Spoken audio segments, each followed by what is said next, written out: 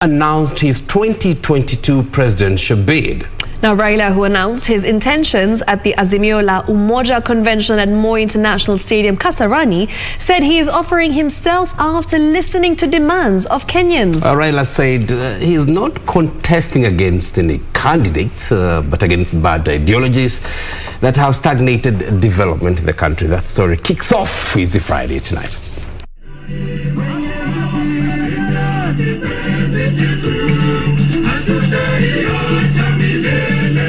Tunakubali na mambo yale yote iko hapa.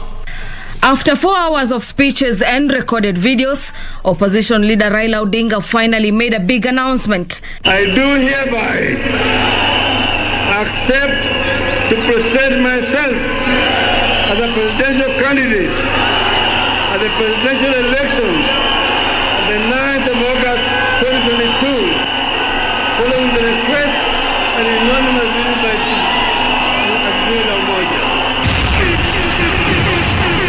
In a packed Kasarani's Moi International Stadium, the opposition leader made it clear that for the 5th time, he was making his attempt at the presidency in 2022. Raila saying he was offering himself to Kenyans to liberate the nation from what he termed as bad ideologies. I am not at war with any personalities. I'm at war with ideologies that will lead this nation in the wrong direction. Ideologies that divide us instead of uniting us. Ideologies that put the personal above the national good.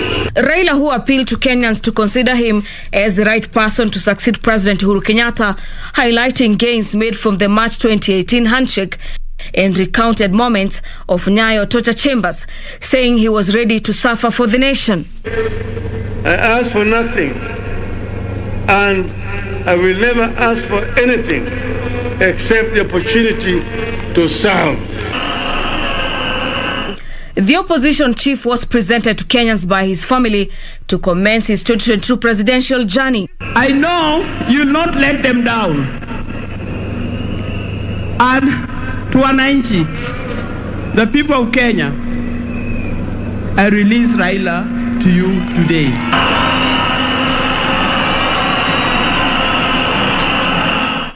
A mock sitting of the House presided over by former Speaker Francis Ole Kaparo, overwhelmingly endorsing his candidature. As many as of that opinion say aye.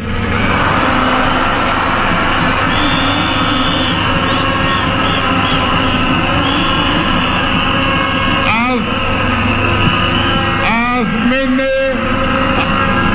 order. As many as a contra opinion say no, the ayes have it. Raila saying the Azimio La Umoja will form formidable alliances to bag the 2022 poll.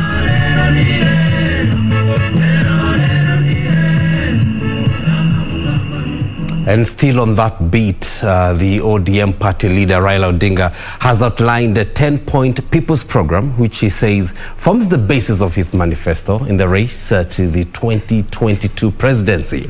Now, some of the pertinent issues the ODM leader targets to address when he ascends to power include affordable health, social protection, continuity of the previous government's projects, and job opportunities for the youth, among others.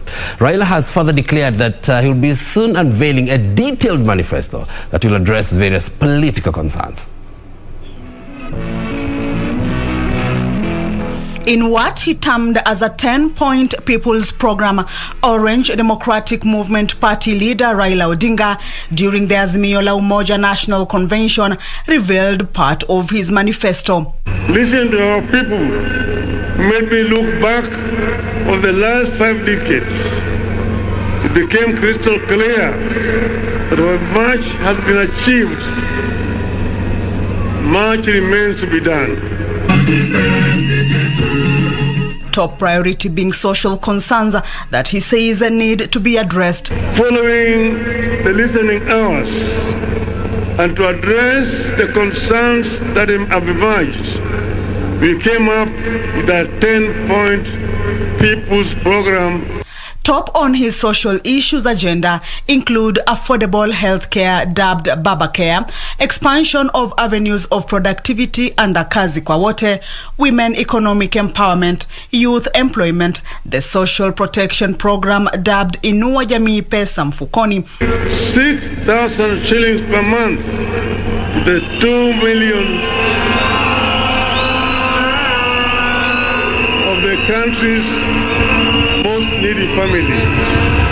And I want to emphasize, it is not a handout. The perennial northern Kenya education disruptions and persistent hunger and drought also topped the list.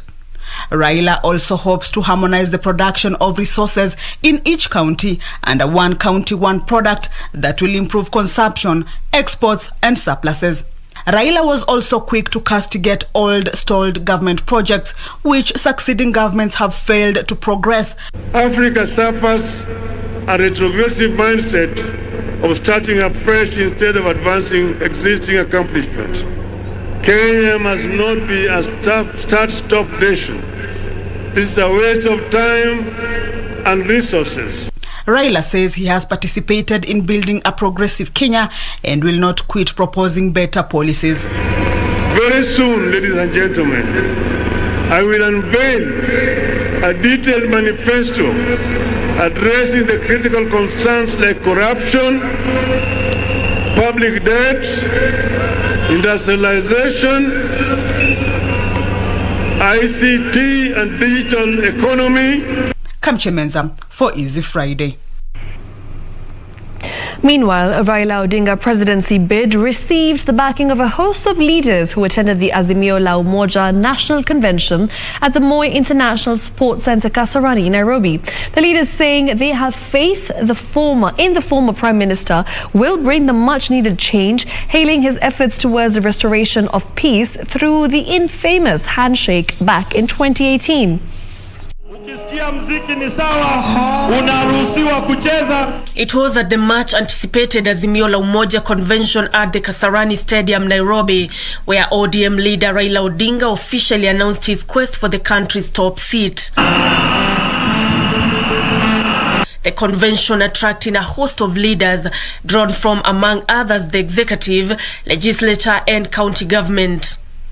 When he ascends to become the 5th President of the Republic of Kenya, the 3 institutions of government shall work in harmony. Tuliingia kwa mlima na uongo na propaganda mbaya kwa baba Sasa sisi ndio tutarudi huko kuambia ukweli na ku-unlock hiyo uongo tulipea. The leaders hailing Raila for his peace efforts that have in the past calmed political tensions. You are the Mandela of Kenya, and you have continued to do so.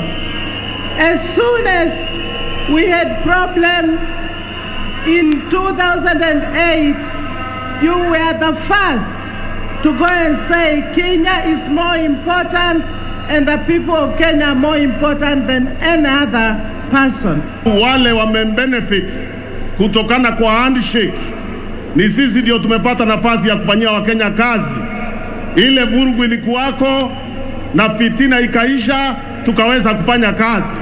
Kutoka siku ile ulifanya handshake with President Kenyatta, Kenya ikatulia mara moja. While Musalia Mudavadi of Amani National Congress, Kalonzo Musyoka of Wiper and Moses Wetangula of Ford Kenya gave the convention a wide berth. The One Kenya Alliance core principals Gideon Moi of KANU and Cyrus Jirongo urged Kenyans to elect leaders who can be trusted with the country's resources, education, healthcare, security, among others. I can assure you, those who are here and those also who are in Oka, those you can trust. Mzee akiondoka nchi hii alisema tusikuache. Hatutakuacha kwa Oka. Hatutawacha Gideon Moi kwa Oka. Nancy Okware, Easy Friday.